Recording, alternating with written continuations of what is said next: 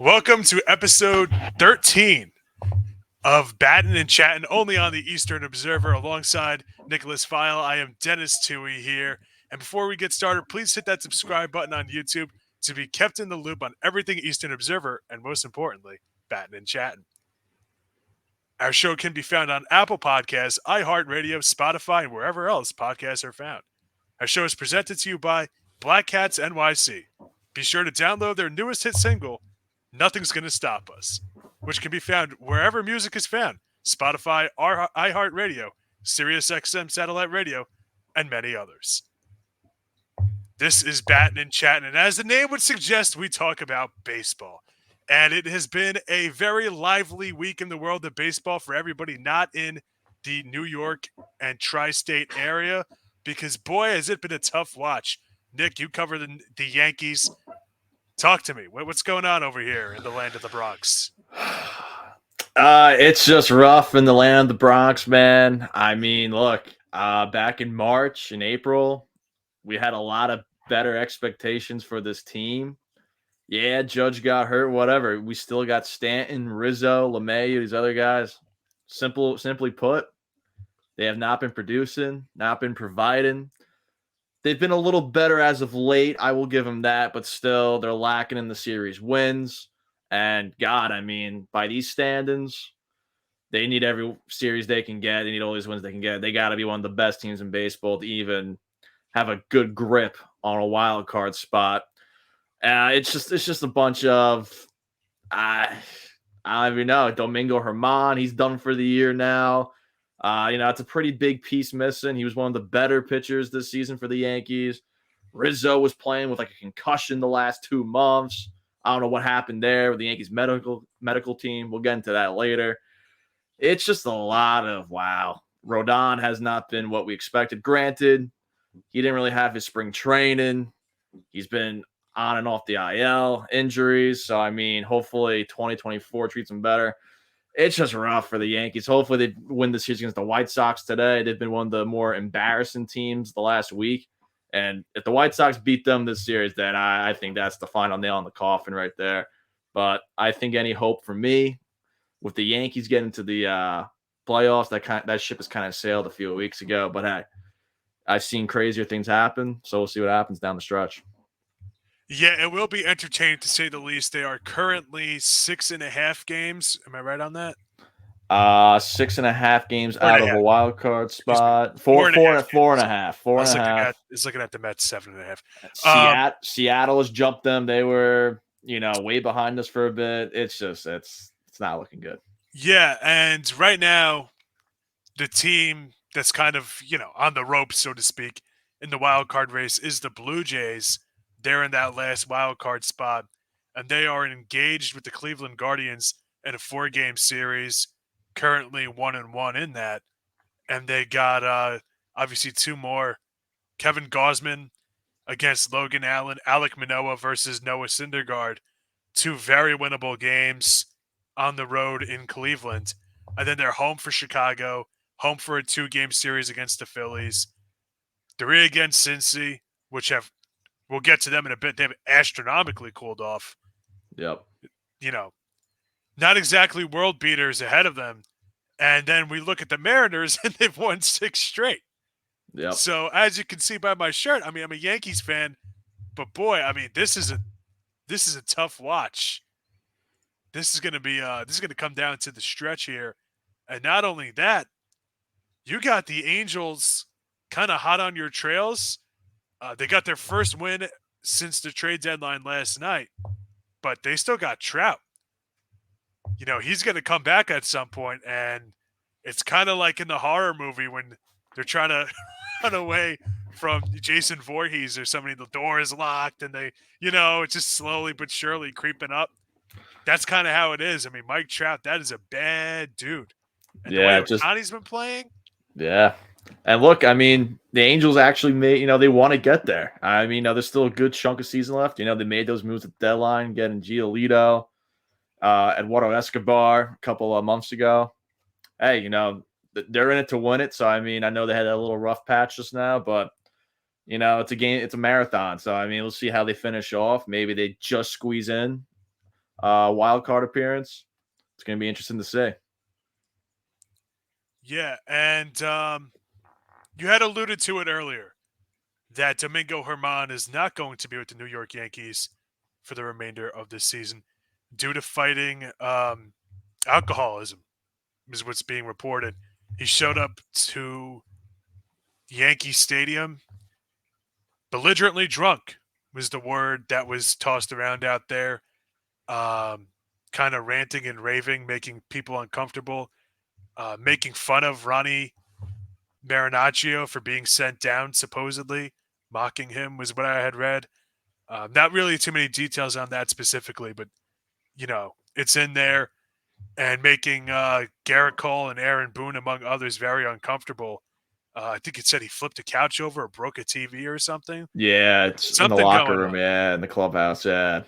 I can at least say I'm taking solace in the fact that it said that nobody was physically hurt in any of the altercations, and there haven't been any reports about. I don't want to get dark here, but we all know what happened a couple of years ago when he got caught smacking around his wife at Yes. CC Sabathia's charity event, and so supposedly that hasn't happened this time, which is at least good. That this, although he's got his demons to fight, it seems like it's non-violent right now, which is pretty. I think that's good for everybody. Listen, man. I hope he gets the help he needs. It is what it is. Sometimes life is more important than baseball, and they're going to be without him. And he's a huge asset to the New York Yankees. Clearly, when sober, he pitched a perfect game earlier this season. But yeah, it's definitely going to be a rough road without him. And for a team that's had pitching issues, really for the better half of the season, that's a big loss. They're expecting Carlos Rodon to come in as the cavalry, and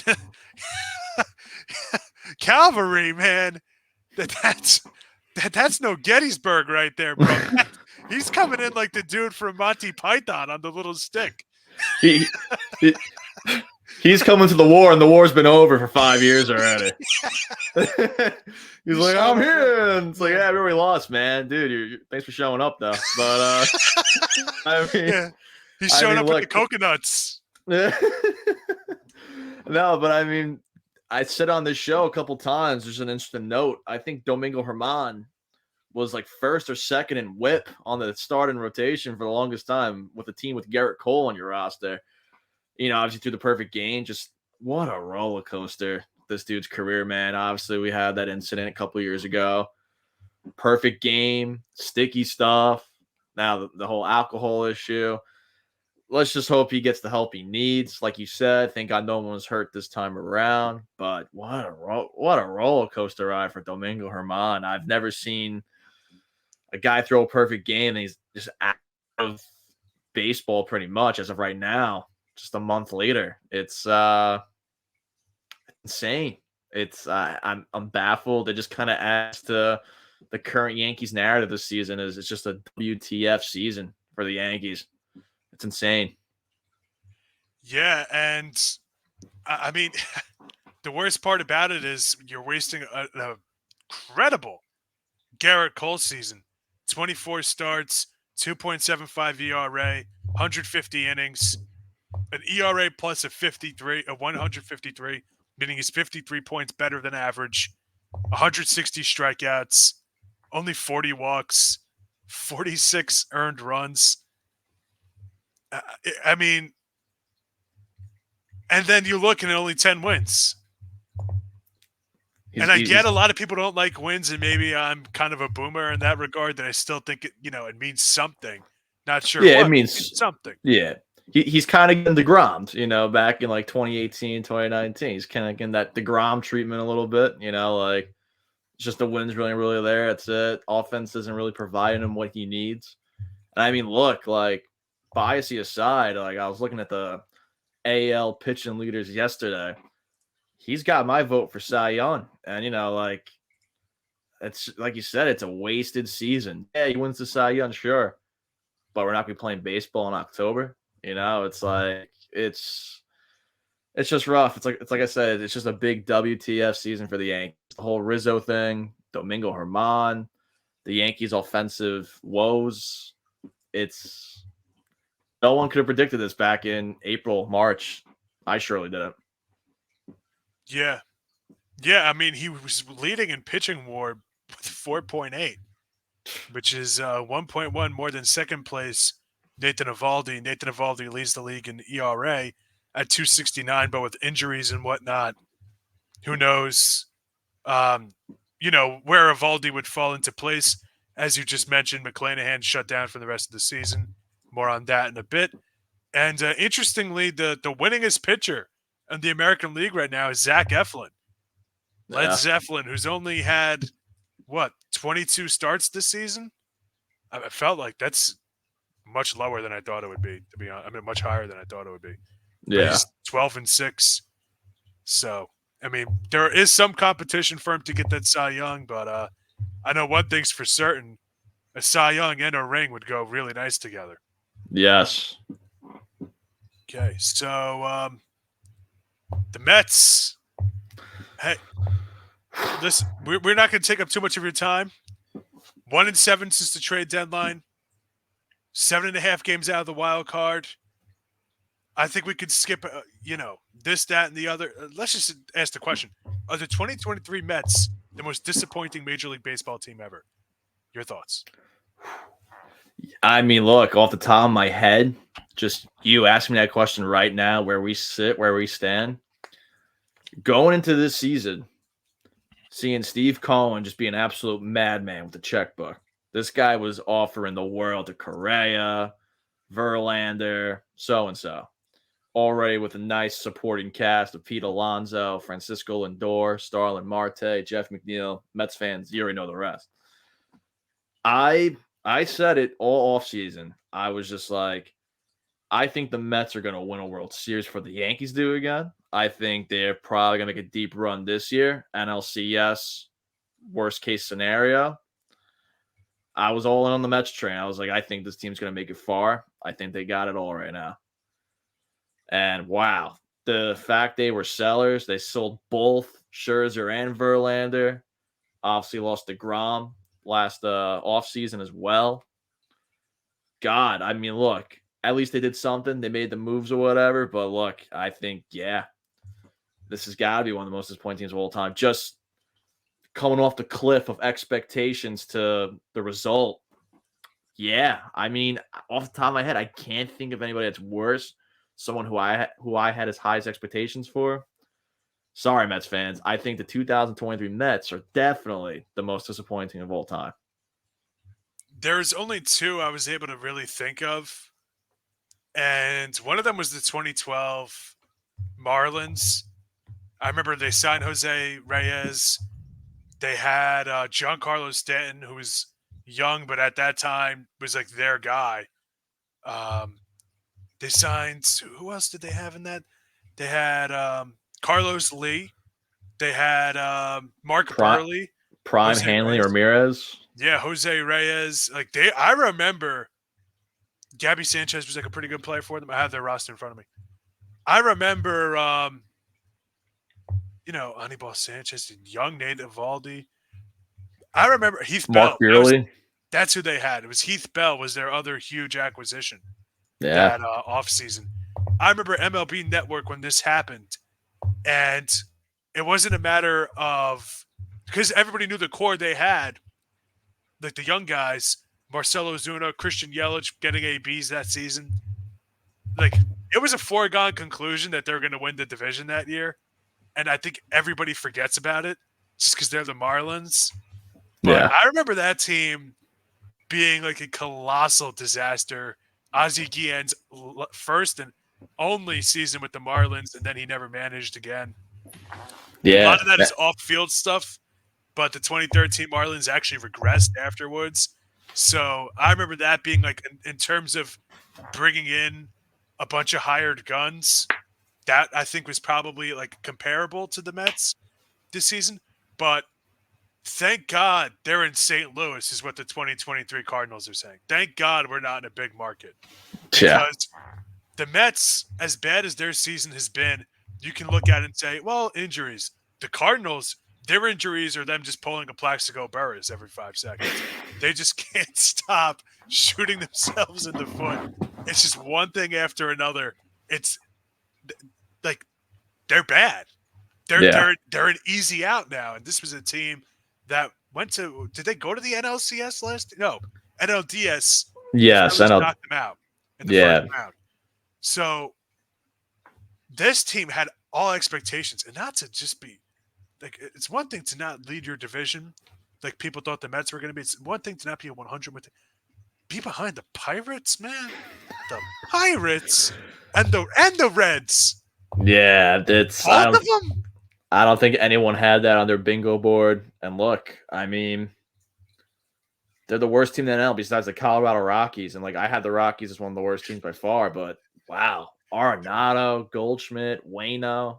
Yeah, and I know you lost Yachty and Pujols, but come on, those guys were kind of just, a nice story last year. If you were relying on a 42-year-old Pujols and a 40-year-old Yadier Molina, you got bigger problems, man. It's just 11.5 out of first place. They're done 3-7 the last 10.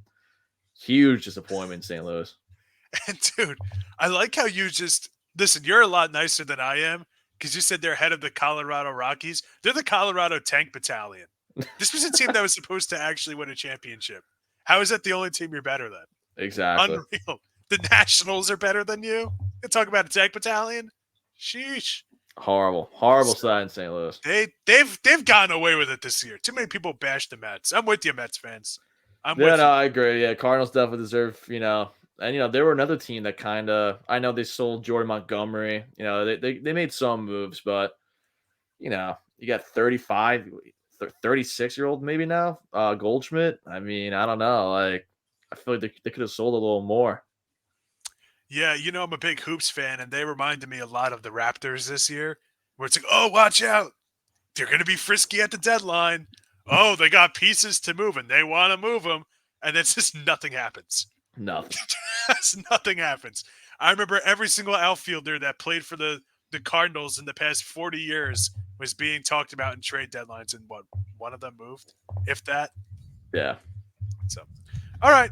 That segues us into the greater MLB.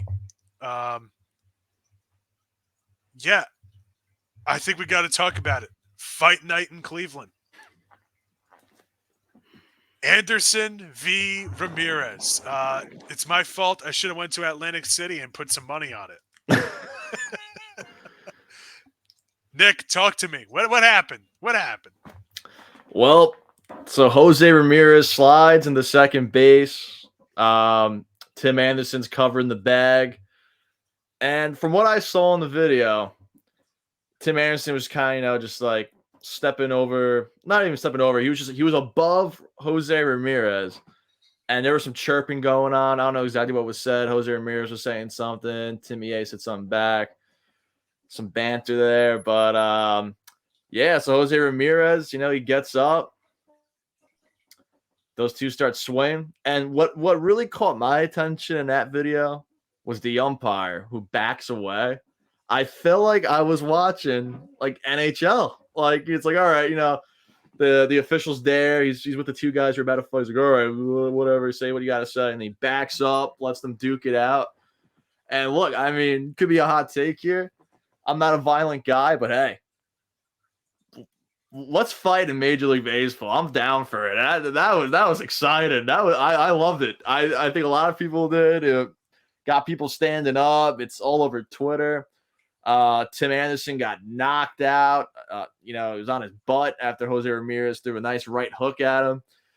It was just a crazy sight in the AL Central right there. Jose Ramirez did say, Tim Anderson's one of those guys in the league that just constantly chirps. He's always talking smack, I guess, when runners are on second or whatever. So I guess this was a long time coming. It was something brewing for a bit. And, those two teams are rivals. So it's exciting for the game. I mean, it's got some, my girlfriend's little brother doesn't watch baseball, but like, he's like, yo, did you see that? Like, he doesn't know a thing about baseball. It's getting him into it. So it's It's cool. It's cool. I don't advocate fighting, but hey, when it happens, when something's got to be done, it had to be on my feet. I was like, wow, like this is nuts. It's definitely one of the better, baseball fights in recent years than guys just, huddling around, doing nothing for 5-10 minutes. It's like, what are we doing here? Definitely, it's fun to watch. It's definitely fun to watch. Yeah, you know what? And listen. I don't think I'm a barbarian. I don't. I don't. That being said, I don't think there should have been any suspensions. Yeah. And here's why. And Ramirez was suspended for what? 3? Anderson for 6? Yes. I had it up. Yeah. So, and then Emmanuel Clase got suspended for 1. The managers obviously get suspended for 1. And Michael Kopech got suspended as well. Yes. For 1 game. So, listen, Anderson drops his glove. He says, "You want to go?" Ramirez says, "Yeah, I want to go." Ump backs off. Great etiquette by the umpire here. Don't know his name. Don't know anything about him. Great job. Great job. Listen, let the guys go at it. Mutual combat. If you want to go, you want to go, fine. I think that, an issue I have where with if a guy gets hit by a pitch and just charges the mound, there's no you want to do this? I want to do this, fine. Like in hockey, they have that. Have that. All right, let's get it out of our system. And listen, you get it out, I get it out. You go your separate ways. Buy the other guy a beer. You call it a day. Exactly. This is a society, a civilized society. The way that's always worked. We don't got to kill each other. We don't got to, And listen, it's better, especially in baseball, than a guy throwing 100 at somebody. Oh, 100%. Nobody really got hurt. They put Tim Anderson in concussion protocol, and he played the next day. I think he was fine. I don't really know what happened. He was having a blast on Twitter after that, so I think he's all right. Yeah. And everybody's like, "Oh, I don't know, this guy got really roughed up or whatnot." And it's like he was just there the next day with no explanation. Yeah, and just playing. So hey, whatever, man. Whatever floats your boat. But I thought that was bizarre. But and listen, I don't think anybody should have been suspended. No, I agree. I don't think anybody should have been suspended. You go back and you watch some of the old baseball fights, and it's gladiatorial. You just get it out of your system. Yep. Is it the best baseball fight you've seen in the 21st century? Because there's some ones from back then that are gnarly. Great, yeah. But it definitely brings me back to the Rookie Odor, Jose Bautista, back in 2016, 2015, whatever year that was. That was exciting. It was memes and stuff. I remember in high school, non-baseball fans are talking about it. It's good. It's a good outlet for people to, hey, look, maybe baseball is exciting. Maybe it does have its moments. Let's go sit down and watch a baseball game. Maybe these guys will clobber each other in the 8th inning. Who knows? We'll see. But look, it's been a while. I think I know Harper threw his helmet, but that wasn't really a fight or whatever with Hunter Strickland, right? That was 20. Yeah, that was a headlock kind of. That came to mind. But I think this is the best one in a long time since maybe when Darryl Strawberry was playing, when this guy was doing kung fu kicks to Benitez in the dugout back in the 90s. So 21st century. This or Odor probably, for sure. Yeah, and by the way, I just want to get this out of my system as a Yankees fan. I respect Anderson dropped his glove and didn't wuss out like Varitek did with A-Rod. Let's just not be clear here. If that was an A-Rod, nobody would say Varitek won that fight. Nobody. Oh, yeah. A-Rod whooped him, right? We can say that. Varitek kept his catcher's mask on, dude. Come on, man. A-Rod tackled him. Come on. But no, the only one I think that might have an argument for being better, and I'm mad it's forgotten because they were all journeyman players that nobody really talk about anymore. But Amir Garrett just went after the entire Pirates. That was hilarious. Amir Garrett was a menace to society. The best was when his manager went to take him out of the game, and he just outright told him, if you take me out, I'm going to fight them. And he was like, have at it. I love that. Yeah. So that one, just for the pure spectacle of it, of him Yeah. just charging an entire bullpen. I mean, Yeah. that's epic. But Oh, yeah. yeah. All right, and this isn't the only news out of the White Sox organization, which is insane. Journeyman relief pitcher, Keenan Middleton, finally didn't call him Kenyon, had comments about the White Sox lack of culture, saying, and I quote, just had it. There we go. He said, "We came in with no rules. I don't know how you police the culture if there are no rules or guidelines to follow because everyone is doing their own thing. Like, how do you say anything about it? Because there are no rules. You have rookies sleeping in the bullpen during the game. You have guys missing meetings. You have guys missing pitcher fielding practices. And there are no consequences for any of this stuff. The second I found out I was traded to the Yankees, I shaved my face. I was ready to play by their rules because all I want to do is win games. You know how to act here. You know not to be late. You know that there are consequences if you are late. When I got to spring training, I heard a lot of the same stuff was happening last year in regards to the White Sox. It's happening again this year, so not sure how I could change it. They don't tell you not to miss PFPs. They don't tell you not to miss meetings. And if it happens, it's just okay. Pretty interesting. Oh, and by the way, he just ripped pitchers for not showing up to pitcher meetings and whatnot. And it's just I wouldn't say anything bad about the pitching staff. Yeah, I mean, I totally believe it.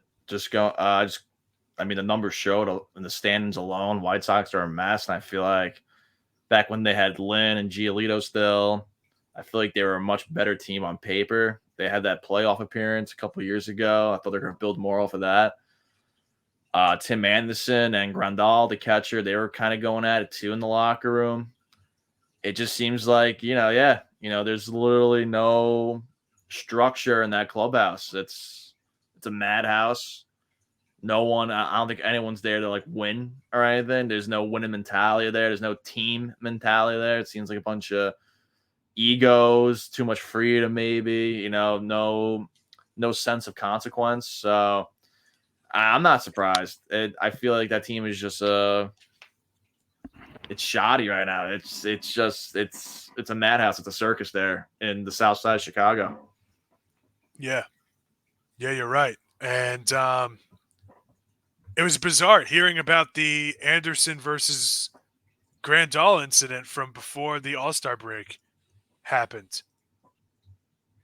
So apparently, Anderson was involved in a physical altercation on No, okay, this is something different.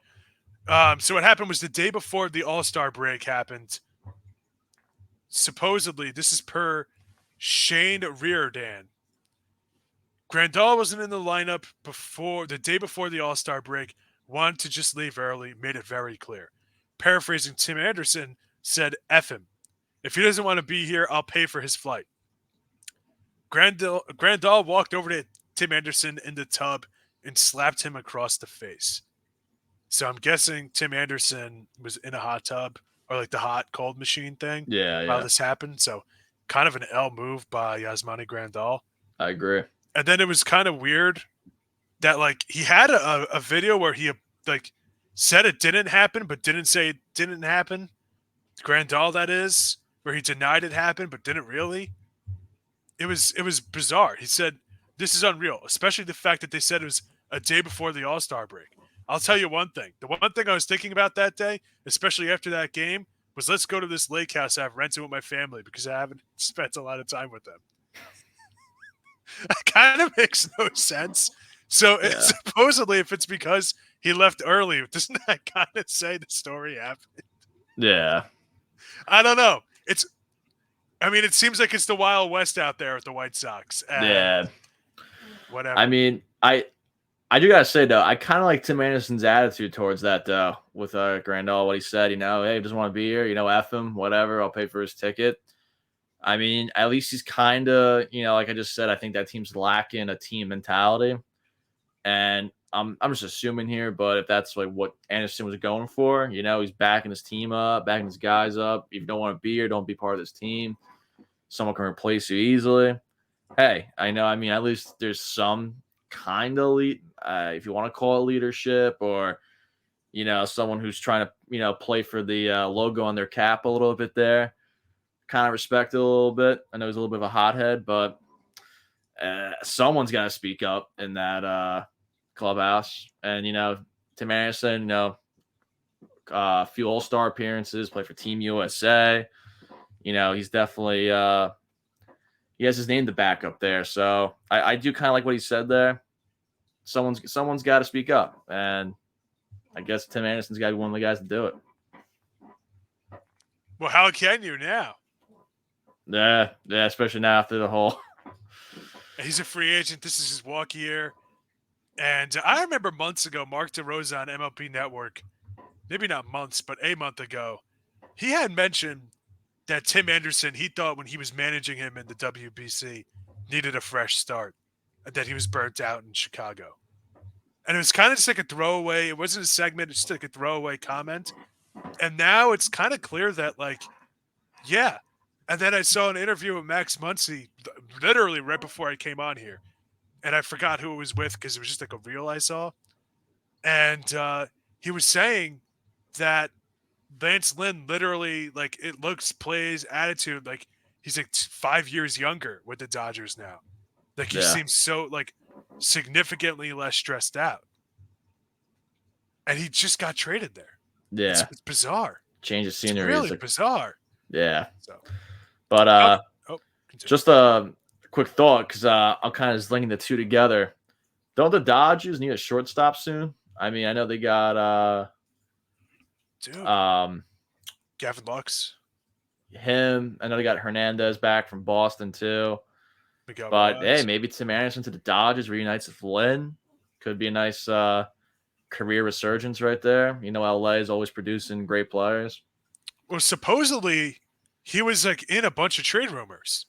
Yes. Because he was playing really well, and teams were looking at it as, like people that were trying to do mock trades, so on and so forth, were looking at it as, well, look at the pedigree of this guy. 2-time All-Star, All-MLB, 1 or 2 seasons. Like, the guy's got pedigree. Won, Silver Sluggers, 7th in MVP voting in 2020. Shortened season, but he had an exceptional year. And, like, maybe this is the definition of a rental. He's got a team option after this year. There's no way they pick it up. No. And we'll see what happens, kind of a thing. And the call never came. Yeah. So maybe that's another reason why he was frustrated with Ramirez is you're playing on this team that sucks, that had expectations, one thing after another. You lose Jose Abreu in the offseason. Lynn gets traded. Everybody's leaving except you. No more Rodon. It's just, they lost Rodon. He went to the Giants for a year. And then they lost Giolito. You went from trying to contend a couple of years ago to being out of it now. Yep. Yeah, and I mean, look, like you said, a nice fresh start. I agree with DeRosa's analysis there. I mean, last 4 seasons, excluding 2023, Tim Anderson has a Battin title and 4 straight seasons, batting 300. I'm not expecting pop from this guy all the time. I think he could be a good contact guy, get on base a lot. And I thought his bat average was a lot worse this year, but at 242, I thought he was like below the Mendoza line. But man, he's only 30 years old. Now if he goes to a team like the Dodgers, I think, the story, the book is definitely not closed down on Tim Anderson. So hopefully a nice fresh start for him. Because like we've been seeing, like we've been talking about the last 20 minutes or so, the White Sox is just a circus, dude. There's no structure there. Yeah. And obviously, you can't not talk about what he did in the Field of Dreams game. Yeah. Hitting it, the walk-off. I mean, whatever. He's an electric player, so see what happens with him. From one chaotic organization to maybe another, the Orioles have had, I emphasize the D in that, had suspended broadcaster Kevin Brown, not Marlins and Rangers legend, for stating facts, and then they later reinstated him. So the Orioles, this isn't breaking news. They suck, or did suck until this year, I should say. Yeah. And he kind of just alluded to it, was saying This is the best they've done against the Rays. They've won more seasons at the Trop this season than they have in the past 2.5 or 3 years combined, something like that. And just they had a graphic, they had everything up, they had the music playing and whatnot. He did his job, and they suspended him for it. So this got broken, and every single broadcast around the league were standing up for him. People on ESPN that have nothing to do with, covering baseball were talking about it. I saw the Rich Eisen show was talking about it. Dan Patrick was talking about it. Fox Sports was talking about it because, they're standing up for a broadcaster and journalistic integrity and doing your job. What a bizarre. So, Nick, talk to me about it. So yeah, I got the tweet that he got suspended, and then the link attached was a video of why he got suspended. So I'm like, all right, let me check this out. What do these things sound racist? Like what's going on? That's usually what I expect these days. Son. Right. He's reading off a graphic, dude, like of facts, numbers. I'm like, I watched the whole video. I'm like, what do you do? What? And I'm like, did I miss something? So I'm like, I go back and it was so bizarre. And I'm like, all right, time out. If we're going to suspend him, you got to suspend the graphics team too. They're the ones pouring the numbers out there. That's the first thing in my mind. Like, what are we doing here? So all in all, I mean, like, I was just super confused by it. I saw Michael K tweet, he dropped down some facts. He was just like, this is ridiculous. Michael K, he has said his piece on the Yankees, whether, ownership likes it or not. Hal Steinbrenner's a pretty clear guy. He's a pretty transparent guy. He likes the honesty. He's never had an issue. And I mean, like, Michael K has said some things, like, not that it's bad, but worse than the Orioles broadcaster said to get him suspended. So, I mean, like, I think that was just a horrible look by the Orioles organization. I believe he got reinstated, though. Suspension's gone. Not even a thing anymore, poof. So, I mean, it's ridiculous. As communication journalists, media majors, I think we can all agree that, like, it's just stupid. I've heard far, far worse things said on a hot mic or whatever. I got nothing. I was fathomed by it. I was just like, I watched the video 3 times. I'm like, he said nothing wrong. He was reading a graphic. It's bizarre. It was like the most generic thing, like just a generic, here's the season, here's the series starting, whatever. And there were a ton of free Kevin Brown chants at Camden Yards last night. Okay, so we are moving on to some bad news out of the Rays organization.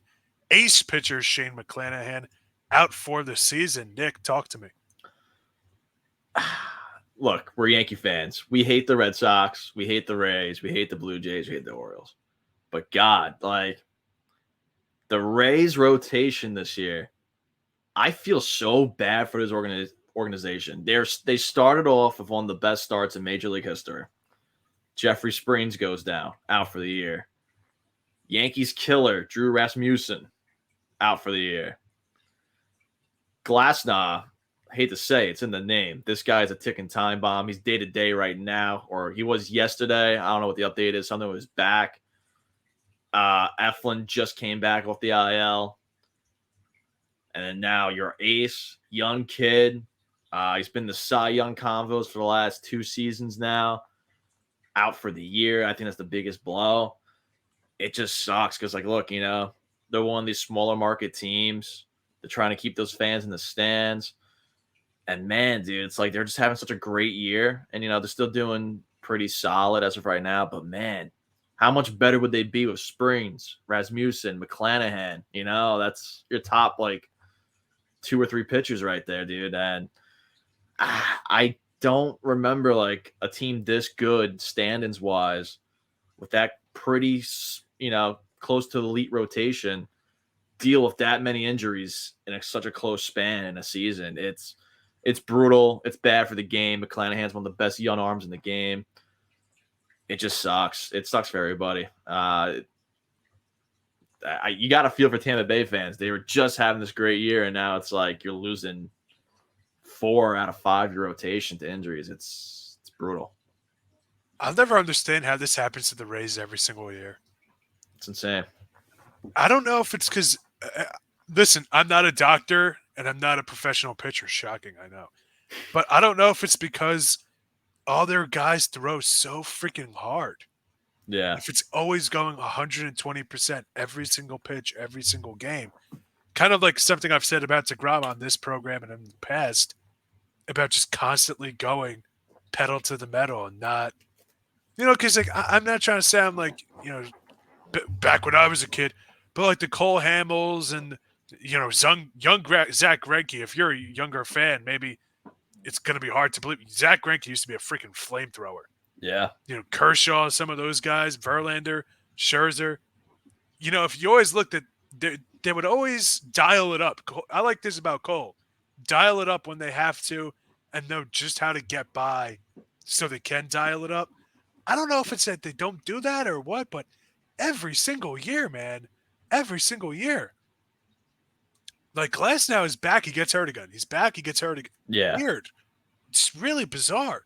So weird. Blake And Snell then was like that. You want to go back further?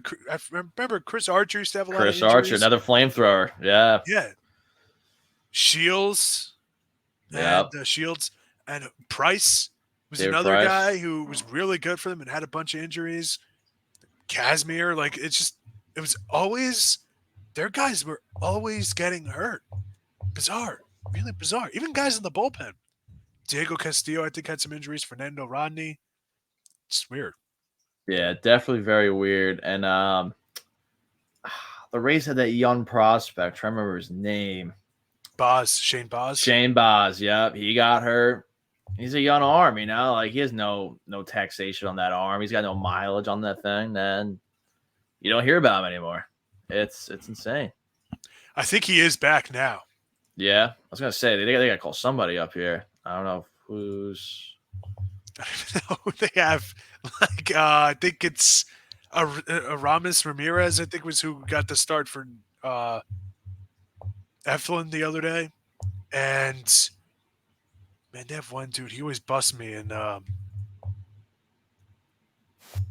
Jalen Beeks. Isn't that the kid who wasn't he a hitter too or something? I'm trying to remember. That's their team. They got this one dude on this team, man. That Taj Bradley.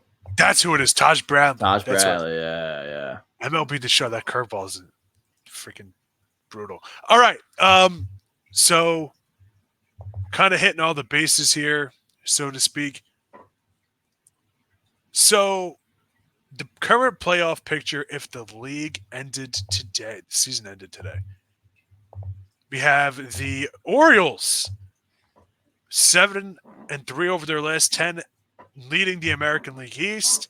The Twins 6-4 of their last 10, leading the AL Central 16-55 record. The Rangers only 3 games ahead of the Houston Astros, who have some injuries of their own. Josh Jung injured with a fractured finger. That's a brutal injury. Jonah High may miss the whole season, right? Yes. Brutal. Just a couple brutal injuries for the Texas Rangers, who are just, despite playing great baseball right now, like just having a great year. 177 plus run differential. I mean, Josh Young, young rookie, swinging a great bat earlier in the year, kind of became a little bit of a strikeout machine as of late, but still a brutal injury regardless. That's your guy. Yeah, just a couple of brutal injuries right there for Texas Rangers. I think they should prevail from that, but still, you want all the artillery you can get, especially with Houston Astros, always riding your coattail. Yeah, I just want it to be known. I have the Rockies game on right now. And you know how I was kind of ripping them earlier? Walk-off error for them to lose a game. Just want that to be known. Texas Rangers are ahead of the AL West, 8-2 over their last 10. And then in the National League, the Braves, no surprise there, 10.5 games up on the second place Phillies, 6-4 of their last 10.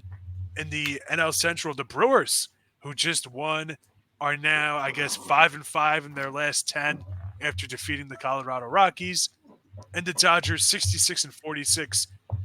I mean, dude, they always come back. 8-2, 8-2 over their last 10. Do you That guy, think? Freddie Freeman, man. Freddie Freeman, Mookie Betts. That's such a dangerous duo, dude.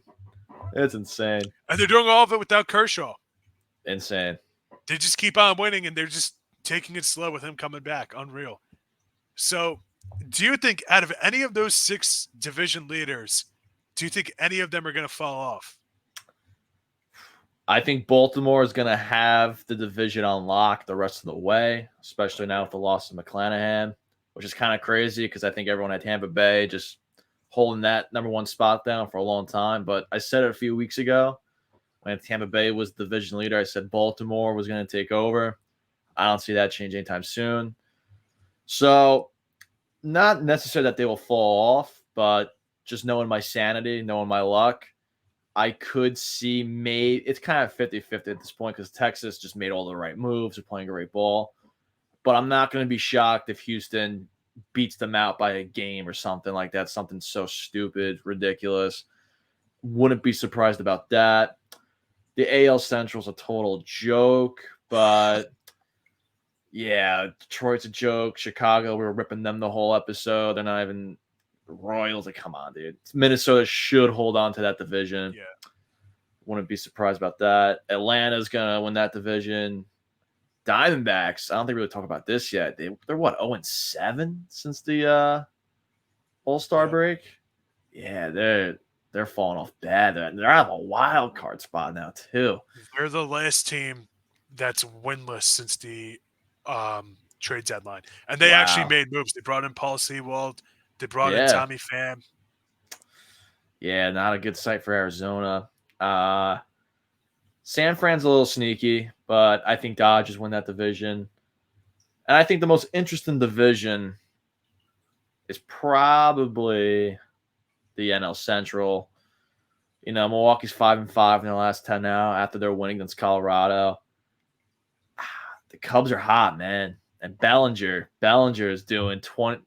I don't want to say 2019 Bellinger things because he's kind of like transformed into a little more of an average guy, more contact, which is scary because he does have that pop. So like he had a monster power year in 2019. So I mean, if Bellinger keeps doing this, man, I've been saying on the show all year long. I won the Yankees to get him all year. Can't blame the Cubs for keeping him now. They're on a nice little streak. And the Reds are still in the mix too. I think it's the most exciting division by far. I might have to go with the Chicago Cubbies winning that division. Yeah, I think Bellinger's the real deal, especially he's batting .332 now. He's got like 18 home runs. I think he's a dark horse MVP candidate, in the discussion. I don't think he's going to win it, obviously. I know Acuna got a little banged up, but that doesn't make a difference. So, yeah, I think, Dodgers, Braves, Cubs for NL. And then I'm gonna say the Rangers because I love the Scherzer Montgomery acquisition. So I think the Rangers are going to take the AL West, Minnesota, AL Central, and Baltimore AL East. I think that's the locks right there for me. I agree with you about the Cubs. I think they're going to win the division there. I have more faith in the flying spaghetti monster than I have in the Brewers. Every single year, people talk about the Brewers, sneaky Brewers. This could be their year. This could be their year. No, stop. They always blow They're it like the Pacers. They're like the Pacers from 10 years ago. Yep. It's like I'm never gonna have faith in you. I'm not. Yeah. They always blow in. They always blow it in the NLDS or like the last few weeks of the regular season or something because like those NL Central races like back in the day, like the Cubs, the Brewers, whoever, the Pirates when McCutchen was still there, the first McCutchen era of the Pirates was always so close. And I think the Brewers always got like screwed like the last few games. So definitely agree with you there. I feel like the Cubs got the more firepower. I know Stroman's been struggling a little bit, but you got him, Justin Steele. He's been a monster this year. Dansby Swanson's awesome at shortstop. Bellinger's having a great resurgence here. So, yeah, I'm definitely going with the Cubs division. And, I don't think the Reds are to be counted out yet either. So, hopefully they find that magic again, even though they've cooled off. It's going to be a fun race again in the NL Central.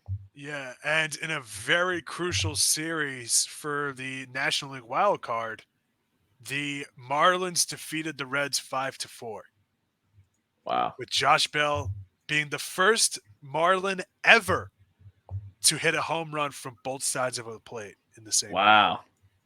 So good for him, man. That's Wow. very elite company. Another deadline move. Yeah. So I think we're basically in lockstep. Listen, I just kind of killed the Brewers and said that I could never take them seriously, and that's why I'm taking the Cubs. The Braves are kind of like that too. We're like the National League East is just like every single season there's a team with a monster lead, and it's like, oh, they're gonna lose it, right? Yeah. Just every year, whether it's the Mets or the Braves or the Phillies, it's always gonna somebody. It always happens to, and yeah, I don't know if you ever seen The Departed with like the X's when Oh, somebody walks yep. past an X. That's Yep. kind of how I feel with it. Yeah. So I don't know. Maybe I'm a little superstitious, but yeah, that one the jury is still out on. Moving on to the wild card. Call me delusional. Call me a homer. Call me what you want. I think the Yankees are going to sneak into that last wild card spot.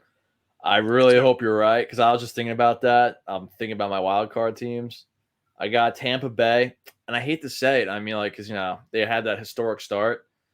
I could see Tampa Bay to slip down I bad. agree. I think they're 7-3 in the last 10, but, we still got most of August left, September. I think McClanahan, look, Springs and Rasmussen are great pitchers, but Shane McClanahan, that was like one of the top pitchers off everyone's fantasy boards. Yeah. He's the franchise guy there. I think that's just too much of a big blow. So I definitely see Houston going ahead of Tampa. Toronto's interesting. They made some good moves. They got Jordan Hicks. I could see maybe Toronto hanging on. The Yankees, I really want to believe it. And my homerism never really ends, so I could see them taking that last 6 spot. I don't think Seattle takes it. They kind of sold a little bit, but now they're playing great ball. But like I said, there's still a lot of baseball left to be played. I don't think Boston takes it either. They're 2-8 the last 10. I will say though, I know they've been playing kind of poor lately.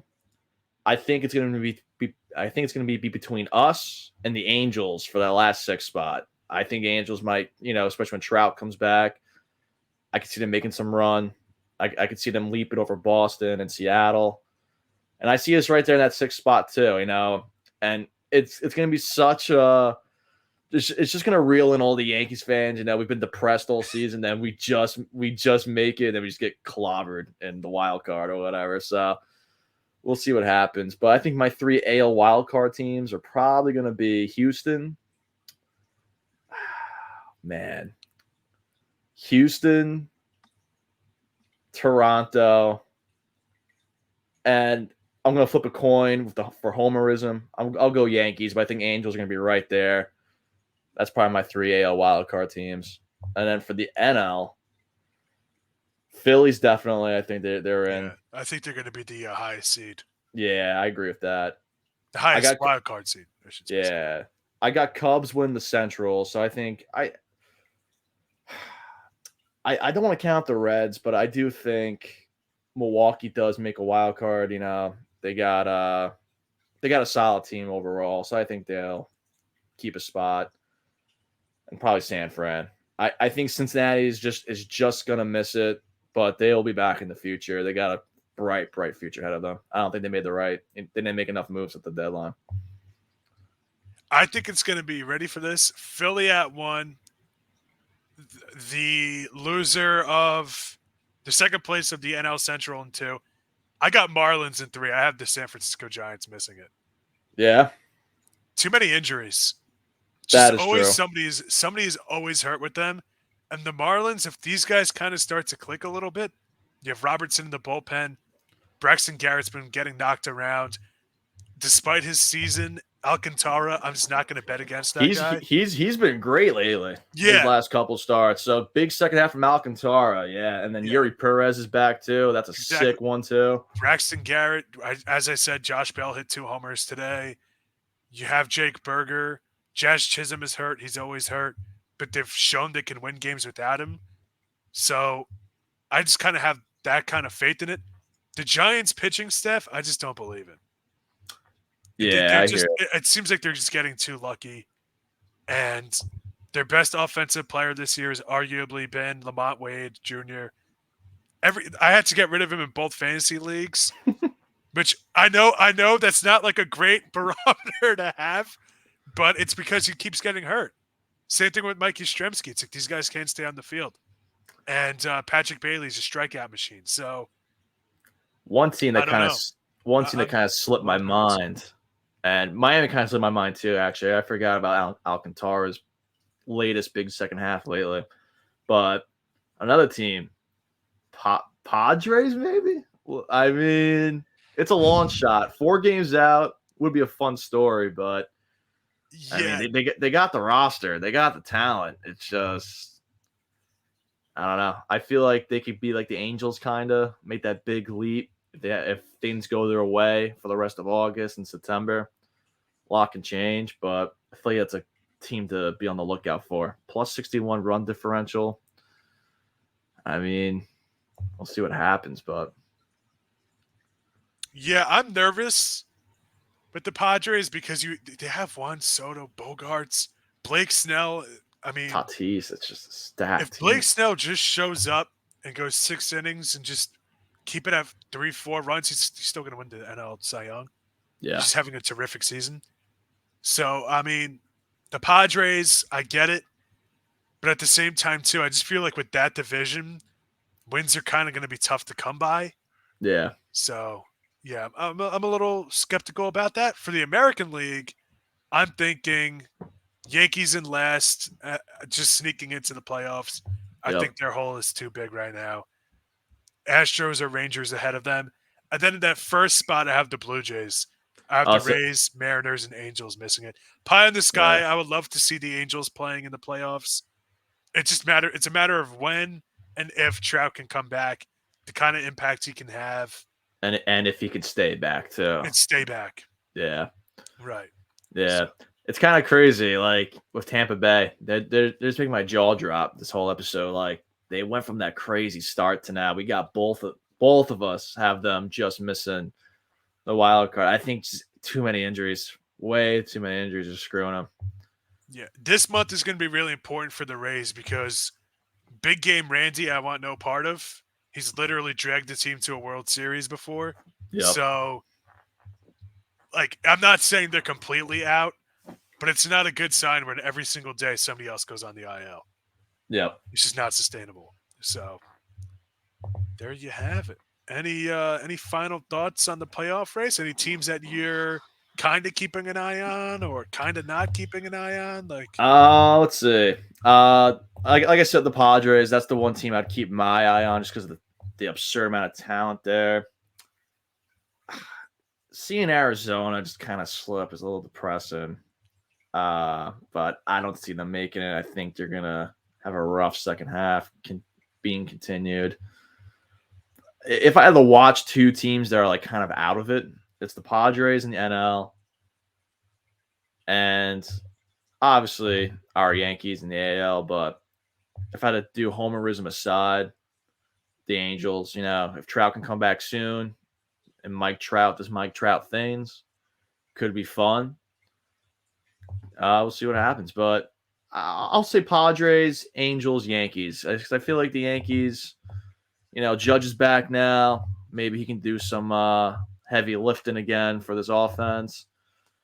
Whenever Rizzo comes back, this guy was seeing 2 baseballs for 2 months. So, I mean, hopefully you get April, May Rizzo back. He was killing it. Maybe Stan gets on a hot run. Volpe's doing great. He's a little streaky, but when he hits, he hits. Garrett Cole hopefully wins a Cy Young, and it's not wasted with a Yankees playoff appearance. Maybe when Rodon comes back, we hopefully get the Rodon we know and love, but it's a lot to ask for. I feel like the Yankees, too, they didn't make a lot of moves at the deadline, so I feel like that might bite them in the ass as well. So we'll see. But yeah, Padres, Yankees, Angels. I think those are the 3 teams people should be keeping an eye on that are on the outside looking in. I'm reluctantly keeping an eye on the Guardians. I thought them trading Aaron Savali for basically a hoagie sandwich. Horrible. Horrible. So, like, not even. I'm not even going to dignify them with the hero. Not even. A They get hoagie. stuck on the hoagie. Yeah. A hoagie. So they're only four. They're only 4.5 games behind the Twins. Twins, fellas, what are we doing? Yeah, it's the Twins. Guys, come on. Yeah. Carlos Correa is having like his worst career year ever. Like, come on. Yeah, right. Besides the rotation, I can't really name anyone significant on the Twins like that. Like, the rotation has been nice, bullpen, though. Bro, they got a pretty good bullpen. Yeah, no, nice. No, they did have a nice bullpen. The pitching's all there, but still, man, the Twins, come on. I just can't believe we've been saying for years, if Byron Buxton is healthy, and he's having, I mean, he's easily having the most. Well, hold on a second. I spoke way too soon. He's played 85 games this year. Yeah. All right. I don't know if he's hurt right now or what, but I think he's hurt right now, yeah. All right, I take back what I said. Batting 207, 294 OBP, though. Only 9 stolen bases. It's a little rough year for him. Kepler's been having a good power year. I've written off Kepler like years ago. Yeah. They have, you know what you get from Joey Gallo. He has 17 home runs, 174 bat average. How many He's strikeouts? at 122 strikeouts. Oh my God, he's on pace for 200. Sounds like me in Little League. Yeah, Correa only batting 228. Yeah, this offense is not it. This team is leading a division in America. Pitching now, Sonny Gray. He started off hot this year. He's kind of cooled off a little. Still having a good year. 3.18 ERA, 133 strikeouts. Pablo Lopez, man, I know his ERA is not as low as most want, but 173 strikeouts though. This guy is just pumping. Yeah, he's pumping. The guy I really like. Oh, I didn't realize Joe Ryan was hurt. Joe Ryan's hurt. See, that's what I mean. Yeah. Guardians fans, if you're listening, hold on to hope. Yeah, seriously.